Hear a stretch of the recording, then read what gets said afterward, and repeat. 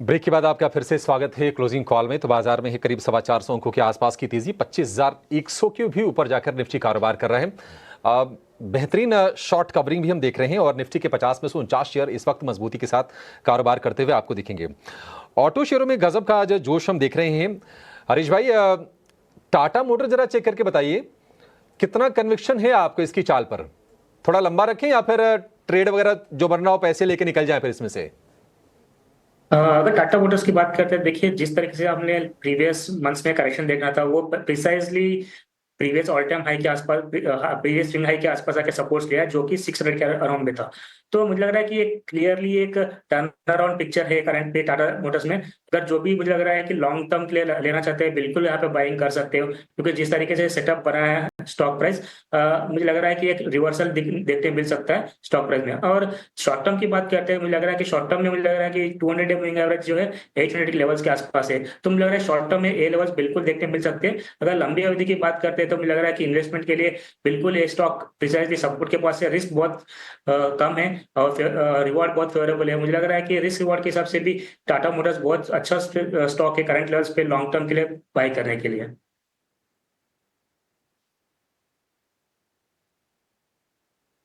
Share जिसके product सड़क पर चलते हैं और अब वो कंपनी जिसके प्रोडक्ट हवा में उड़ते हैं। इंटरग्लोबल एविएशन की बात कर रहे हैं हरीश भाई। आज हम ठीक ठाक रफ्तार देख रहे हैं और एक खबर भी आ रही थी कि मिडिल ईस्ट में कुछ और डेस्टिनेशन पर कंपनी एक्सपेंड करने जा रही है। इंटरग्लोबल एविएशन वैसे भी काफ़ी अच्छा चला हुआ शेयर है। ये 5,500 रुपये के ऊपर जाकर फिलहाल ये कारोबार कर रहा डिहाई पर है। अभी कितना चलेगा इंटरग्लोब? और किसी को मान लीजिए नई पोजीशन ऐड करनी हो तो आपके हिसाब से लेवल्स ठीक है या फिर थोड़ा नीचे आए तो कंफर्ट बनेगा? इंटरग्लोब एविएशन देखिए ऑलमोस्ट अच्छा एक और परफॉर्म किया हुआ है स्टॉक, और ऑलमोस्ट ऑल टाइम हाई के आसपास चल रहा है। जो ऑल टाइम हाई है 5649 का, उसी के आसपास चल रहा है मोस्टली। तो मुझे लग रहा है कि जैसे ये क्रॉस करेगा, मुझे लग रहा है कि फर्दर एक रैली देखने मिल सकती है जो कि ऑलमोस्ट 6000 लेवल्स तक एक्सपेक्ट कर सकते हैं आगे जाके 2 to 3 मंथ्स के हिसाब से।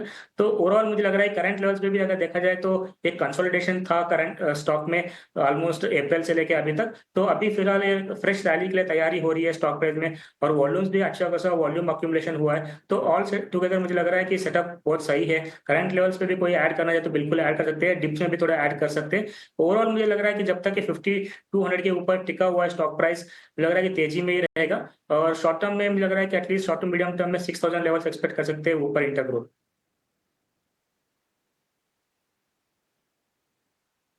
ठीक है, 6,000 रुपये के लेवल आप उम्मीद करके चल सकते हैं इंटरग्लोब एविएशन में। लेकिन ब्रेक से पहले हम रिलायंस की चर्चा कर रहे थे, जो कि बाजार का दिग्गज है, निवेशों की बहुत उम्मीदें होती हैं, चल नहीं रहा था। इसके चलते लोग सवाल पूछते थे कि चलेगा कब। लेकिन हाल फिलहाल बहुत बढ़िया रफ्तार रिलायंस के शेयर ने दिखाई है और आज हम देख रहे हैं कि 2-2.25% ऊपर ये शेयर है, 1450 रुपये के ऊपर भी निकल गया है। तो इस रैली का कारण क्या है? इस साल करीब 18-20% के आसपास की तेजी हो चुकी है। इसका रीजन बताने के लिए हमारे सहयोगी शरद दुबे हमारे साथ हैं। शरद, बताइए, बेहतरीन रनअप हम देख रहे हैं बाजार के दिग्गज में, क्या रीजन है इसके पीछे? कंपनी रिलायंस इस साल जो है लगभग 17 से 18% भागा है। वही निफ्टी की बात करें तो सिर्फ 4% की ग्रोथ हुई है। लेकिन क्या अहम रीजन है रिलायंस में आज तेजी देखने के लिए? सबसे पहले एक टाइप का टेक्निकल पुलबैक देखने मिला है।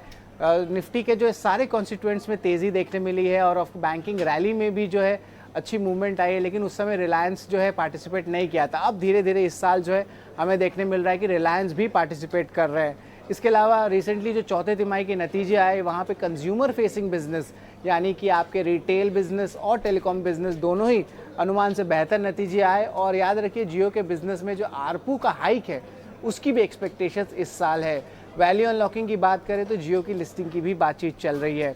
इंटरेस्टिंगली जो सक्सेशन प्लान है रिलायंस का वो भी प्रोमिनेंट हुए जा रही है। जिस तरह बड़े बड़े अनाउंसमेंट्स आ रहे हैं और अपॉइंटमेंट्स भी लिए जा रहे हैं एग्जीक्यूटिव डायरेक्टर को पोजीशंस को लेके। इसके अलावा रिलायंस ये बात सोच रही है कि अपनी स्टेक जो एशियन पेंट्स में उसकी वो बिकवाली भी करें। अगर कैलेंडर ईयर को लें तो 2023 और 2024 इन दोनों साल में जो है रिलायंस अंडर परफॉर्म किया है निफ्टी को, लेकिन इस साल कहानी अलग है।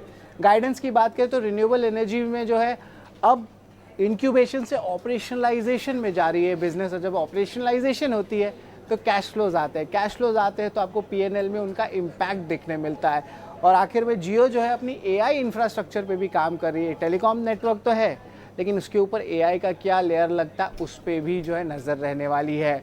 AGM भी आने वाली है 1 से 2 महीने में, जहाँ पे बड़े मेजर अनाउंसमेंट्स आ सकते हैं, तो वहाँ तक एक रैली का एक्सपेक्टेशन जो है बाजार के बड़े लोग कह रहे हैं।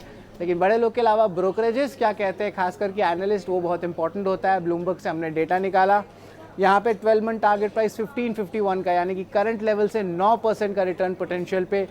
लेकिन याद रखिए टोटली 38 एनालिस्ट इसको ट्रैक करते हैं, लेकिन 95% एनालिस्ट का इसमें सिर्फ और सिर्फ बाई रेटिंग है। मैक्सिमम टारगेट प्राइस की बात करें तो ये मिराई एसेट से 1950 का आंकड़ा है, और जो लोएस्ट टारगेट प्राइस है वो एम्बिट से आ रहा है लगभग 1290 रुपये का।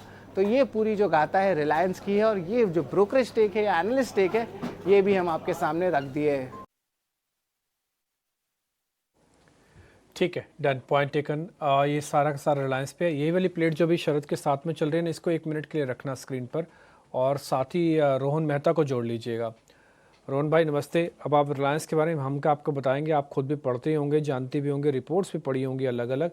इस रिपोर्ट्स में बिल्कुल अलग अलग वे में आपको 3 नंबर्स दिए गए हैं। सबसे कम में 1293, ठीक ठाक में 1550, और अगर ज़्यादा बुलिश हो जाएंगे तो 1950। आप किस कैटेगरी में हो, ये 1290 में, 1950 में, या फिर 1550 में? रिलायंस ऑफ कोर्स एक वैल्यू बाय लग रहा है, पर अभी भी हमारे पोर्टफोलियोज में रिलायंस नहीं है। The only reason is that अभी भी हमको एक डायरेक्शनल ऑफ वैल्यूएशन तीनों बिजनेस में नहीं मिल रही है। सो टारगेट प्राइस तो मुझे नहीं पता है, पर अभी भी हमको लग रहा है कि समवेयर अराउंड जब डीमर्जर की स्टोरी होगी या कुछ होगा, तब I think so things will be exciting. Value लग रही है, पर ग्रोथ को ये सस्टेन कर पाएगा वो एक डाउट है। तो that is the reason we are neutral on Reliance, not very positive.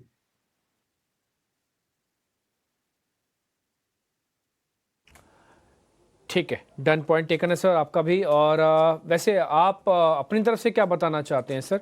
आपके अपने शेयर, आपकी मार्केट रीडिंग क्या है, जरा पहले वो बता दीजिए।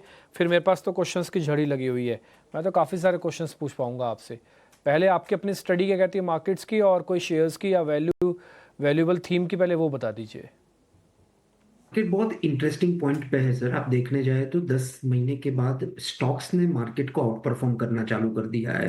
That is the first indication of real strong bull run, और this is the first time DII has outperformed FII investment. ये पूरी हिस्ट्री ऑफ इंडियन मार्केट में फर्स्ट टाइम हुआ है। इससे एफआईआई को जिटर्स आएंगे कि ये ऐसा कैसे हो गया कि हमारा डोमिनेंस कम है।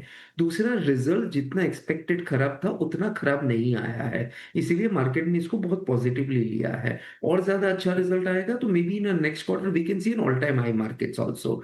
सो अभी भी हमको स्पेसिफिकली नई आइडियाज, पर एक चीज यहाँ पे श्योर है, जो लास्ट तेजी के स्टॉक्स थे वो आउट परफॉर्म नहीं करेंगे, सब नए नंबर्स आएंगे।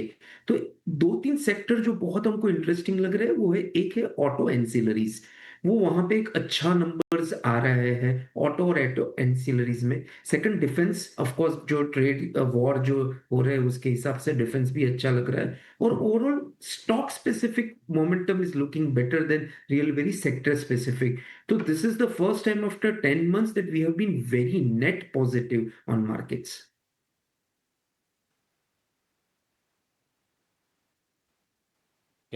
खैर हरीश जी से एक सवाल पूछ लेता हूँ, उसके बाद मैं आपके सामने किर्लोस्कर ऑयल्स के में जो ज़बरदस्त तेज़ी देखने को मिल रही है, कनिष्का जो मेरी सहयोगी हैं वो आपको जानकारी देंगी इस पर। बट हरीश भाई एक दो शेयर ज़रा जल्दी जल्दी बताइएगा ताकि मैं स्पीड से आपसे पूछ पाऊँ। मेरे को आज शेयर्स ज़्यादा पूछने हैं क्योंकि आज बाज़ार जिस तरह का चल रहा है ये दोनों तरफ के ट्रेड आपको दे रहा है। हीरो मोटोकॉर्प आज रखना चाहिए और चल सकता है क्या, मतलब 2-5 दिन में और चल सकता है हीरो मोटोकॉर्प? डिम्पी जी बिल्कुल, मुझे लग रहा है कि इसका सेटअप जैसे सेटअप बनाया है, मुझे लग रहा है कि और फर्दर मूवमेंट ऊपर की ओर आ सकता है, क्योंकि इसका मेजर रेजिस्टेंस जोन है 4580 4550 के अराउंड। तो क्योंकि 4580 के अराउंड रेजिस्टेंस जोन है जो 200 मूविंग एवरेज है, तो वो आज तक मुझे लग रहा है कि एक्सपेक्ट कर सकते हैं बिल्कुल मूवमेंट। और अगर किसी के पास ऑलरेडी स्टिल होल्ड है तो होल्ड करना चाहिए, और स्टॉप लॉस 4120 का लगना चाहिए। 4120 का स्टॉप लॉस के साथ होल्ड करना चाहिए। एनसीसी के ना नंबर्स आने हैं हरीश भाई, नंबर्स आने से पहले शेयर बिल्कुल फ्लैट है बट ओपन इंटरेस्ट बढ़ रहा है। इसका मतलब ये है कि कोई आदमी इसको पीछे पीछे थोड़ी थोड़ी पोजीशंस तो डाल रहा है। एक बार जरा एनसीसी पे आपका टेक, ये रिस्क लिया जा सकता है चार्ट्स को देखने के बाद? मैं प्री नंबर्स ले रहा हूँ सर, बिल्कुल डिम्पी जी, आपने सही बताया। ऑलमोस्ट देखा वॉल्यूम्स के हिसाब से देखा जाए तो एक 2-3 दिन से वॉल्यूम कंटिन्यूअसली गेन हो रहे हैं। और जो सेटअप की बात करते हैं, सेटअप में भी एक रेक्टेंगल ब्रेकआउट दिया हुआ है स्टॉक प्राइस, और मुझे लग रहा है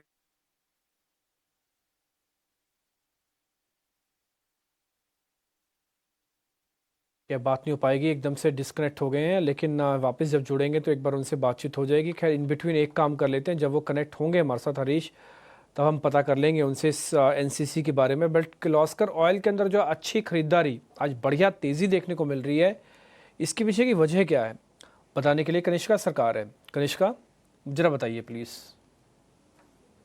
किर्लोस्कर ऑयल इंजन्स के नतीजे सामने आए हैं और कंपनी ने Q4 में रिकॉर्ड सेल्स दर्ज की हैं, लेकिन मुनाफे में थोड़ी गिरावट देखने को मिली है। 12% प्रॉफिट गिरने के बावजूद आज स्टॉक में 10% तक की रैली हमने आज देखी है। इस रैली के रीजंस अगर हम देखें तो कंपनी ने बहुत स्ट्रॉन्ग आउटलुक दिया है आने वाले टाइम के लिए। इन्हें 5 पॉइंट्स में अगर हम समझे, सबसे पहले Q4 में कंपनी ने 1750 करोड़ का कंसोलिडेटेड रेवेन्यू जनरेट किया है, जो साल दर साल अप्रॉक्सीमेटली 5.5% की ग्रोथ को दर्शाता है। एबिटा भी साल दर साल 3.5% बढ़कर 313 करोड़ रुपए हुआ है। स्पेसिफिक सेगमेंट्स में B2C सेगमेंट में 15% की शानदार ग्रोथ हमें देखने को मिली है। तीसरा पॉइंट ये है कि स्टैंड अलोन बेसिस पे किर्लोस्कर ऑयल इंजन ने अब तक की सबसे बड़ी क्वार्टरली सेल्स दर्ज की है, जो 1400 करोड़ रुपए के करीब है। फोर्थ ये कि हालांकि Q4 के नतीजे बहुत शानदार तो नहीं रहे हैं, लेकिन एक इंटरेस्टिंग बात यह है कि कंपनी ने अपना 2x इन 3 इयर्स ग्रोथ टारगेट को सक्सेसफुली पूरा किया है, यानी कि 3 साल में 1.5 गुना रेवेन्यू, 2.5 गुना एबिटा और 2.5 गुना कैश फ्रॉम ऑपरेशंस कंपनी ने सक्सेसफुली जनरेट किया है। लास्ट और सबसे अहम रीजन ये है कि मैनेजमेंट ने कहा है एक साल भर के डिप के बाद डिमांड रिवाइवल जो है शुरू हो गया है, और इसके चलते अगले 5 साल में $2 बिलियन का रेवेन्यू टारगेट सेट किया गया है, और इसको कंपनी ने नेम दिया है 2B2B strategy. Now overall demand revival, strong B2B segment growth और सॉलिड आउटलुक के चलते स्टॉक में आज कम से कम 10% की तेजी देखने को मिली है। ठीक है कनिष्का, बहुत शुक्रिया, बहुत अच्छे से आपने सारी चीज़ें समराइज कर दी कि आखिर शेयर में तेज़ी क्यों हो रही है। अब 16-17% ऊपर आ गया है ये शेयर, और ये डे हाई पर आकर कारोबार कर रहा है। रोहन भाई, आप ट्रैक करते हैं क्या किर्लोस्कर ऑयल को? बहुत बड़ी कंपनी तो नहीं है, लेकिन आज तेज़ी जो हो रही है तो सबके नज़र में ज़रूर आ रही होगी। और मैं चेक कर रहा था, इसका जो रेवेन्यू का जो पैटर्न है वो काफ़ी कंसिस्टेंट दिख रहा है, और वैसे बहुत कोई महंगी लग नहीं रही है शेयर कंपनी है। आपका क्या व्यू है इस पर? सॉरी, मैं ट्रैक नहीं करता हूँ किर्लोस्कर ऑयल्स। ठीक है हरीश भाई, टेक्निकल व्यू दे दीजिए। किसी के पास अगर हो, ये किसी ने थोड़ा सा अगर पोजीशनल ले रखा हो, इसमें कहां तक होल्ड करें, अभी कितना चलेगा ये? अभिषेक जी, मार्केट में जैसे किर्लोस्कर ऑयल का चार्ट सेटअप देखते हैं तो एक क्लियर कट रेजिस्टेंस जोन था 790 के अराउंड, आज वो क्रॉस किया है और अच्छा खासा रिटर्न्स दिया हुआ है। मुझे लग रहा है कि अभी फिलहाल के लिए सपोर्ट अगर कोई को रखना चाहता है, 800 का स्टॉप सपोर्ट जोन है, और इसी को स्टॉप लॉस मान के चलना चाहिए। मुझे लग रहा है कि आगे भी थोड़ा और बाउंस बैक एक्सपेक्ट कर सकते हैं फर्दर, क्योंकि 200 मूविंग एवरेज का रेजिस्टेंस जोन है 950 के अराउंड है, तो वहां तक एक्सपेक्ट कर सकते हैं शॉर्ट टर्म में। अगर कोई के पास ऑलरेडी लॉन्ग पोजिशन बिल्टअप है तो मुझे लग रहा है कि 800 के स्टॉक के साथ होल्ड कर सकते हैं।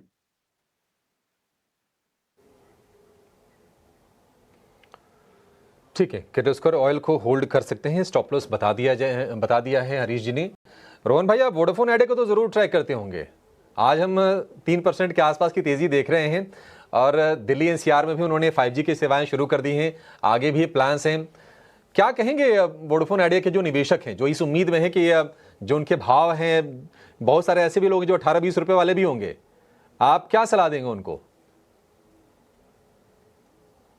अगर आप निवेशक हो तो होल्ड करना is the only way, because I think so worst पीछे रह गया है, और यहाँ से शायद भी कोई पॉजिटिव मोमेंटम आ जाए। तो क्या है, रिटेल बहुत सारा है, तो there will be consistent level पे सेलिंग तो आती ही जाएगी, पर any which ways the point is that the worst is over.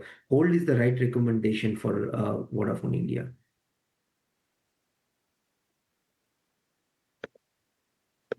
Hold करने की सलाह ही इस शेयर में दे रहे हैं। 7.25 रुपए के आसपास के प्राइसेस हैं। एक और एक्सपर्ट को जोड़ लेते हैं, हमारे साथ जुड़ गए हैं लक्ष्मीकांत शुक्ला। लक्ष्मीकांत जी, बहुत शुक्रिया आपका समय देने के लिए, स्वागत है आपका। आपसे आपके शेयर से शुरू कर लेते हैं सर। बताइए आपकी नज़र बाजार की इस तूफानी तेजी में कहां पर गई है और अच्छे मौके, बढ़िया सेफ मौके कहां दिख रहे हैं आपको? एक अच्छा खासा शार्प मूवमेंट हमें ऊपर की साइड दिखाई दे रहा है।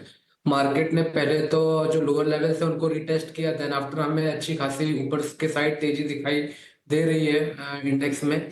सो ओवरऑल स्ट्रक्चर जो कॉल्स हैं, निफ्टी का स्ट्रक्चर तो अभी भी बाय मोड में ही दिखाई दे रहा है, क्योंकि ऑलरेडी ये 25,000 लेवल्स के ऊपर ट्रेड कर रहा है। तो जो कॉल्स भी रेकमेंड की गई है वो बाय साइड की गई है। जो सबसे पहला कॉल्स है हमारा वो है एसबीआई कार्ड का। यहाँ पर हमें अच्छे खासे अपसाइड के मोमेंटम एसबीआई कार्ड्स में दिखाई दे रहे हैं। और अभी रिसेंटली यहाँ पर हमें एक सिमेट्रिकल ट्रायंगल का ब्रेकआउट भी दिखाई दे रहा है 900 के ऊपर। सो ओवरऑल स्ट्रेंथ है स्टॉक में। सो लगता है यहाँ से ये आने वाले समय में 950 तक के लेवल्स को टच कर सकता है, जो कि हमारा टारगेट है। वहीं पर हमें यहाँ पर जो स्टॉप लॉस दिखाई दे रहा है वो दिखाई दे रहा है 890 का। दूसरा जो कॉल है वो है दीपक नाइट्राइट। काफी लंबे समय के बाद यहाँ पर एक हमें कंसोलिडेशन ब्रेकआउट देखने को मिल रहा है डेली के चार्ट्स पर। और आज ही के समय यहाँ पर हमें एक रीसेंट स्विंग हाई का ब्रेक थ्रू भी मिल रहा है इस कॉल्स में। तो ओवरऑल यहाँ पर भी अपसाइड की तरफ मोमेंटम आता हुआ दिखाई दे रहा है।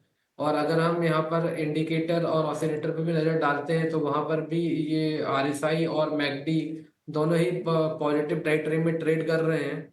और जो आज का जो ब्रेक थ्रू आया है वो एक पॉजिटिव कैंडल के साथ आया है, तो वो भी एक स्ट्रेंथ शो करता है। तो हमें लगता है कि यहाँ से भी हमें अच्छे खासे पुल बैक मूव देखने को मिल सकते हैं स्टॉक में। जो हमारा टारगेट है वो आता हुआ दिखाई दे रहा है अराउंड दी लेवल्स ऑफ 2110 का। और जो स्टॉप लॉस हमें मेंटेन रखना है वो करना है 1880 का 1980 का डाउन साइड में।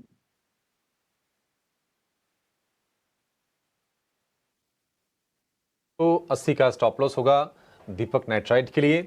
दूसरा शेयर है एसबीआई कार्ड, जो कि लक्ष्मीकांत जी ने सुझाया है। और एसबीआई कार्ड पर ही 12:30 बजे के शो में हमारे साथ जुड़े थे सचिन गुप्ता, उन्होंने भी सेम शेयर को रेकमेंड किया था। टारगेट थोड़े से इधर उधर हो सकते हैं, अदरवाइज स्टॉक यही है, इस पर कन्विक्शन बन रहा है हमारे एक्सपर्ट्स का। एक छोटे से ब्रेक ले रुकेंगे, ब्रेक के बाद जब लौटेंगे तो कुछ और बढ़िया आपके लिए ट्रेडिंग आइडियाज लेकर आएंगे और कुछ इंटरेस्टिंग रिसर्च भी आपके इंतजार कर रही है, आप नहीं जाएगा।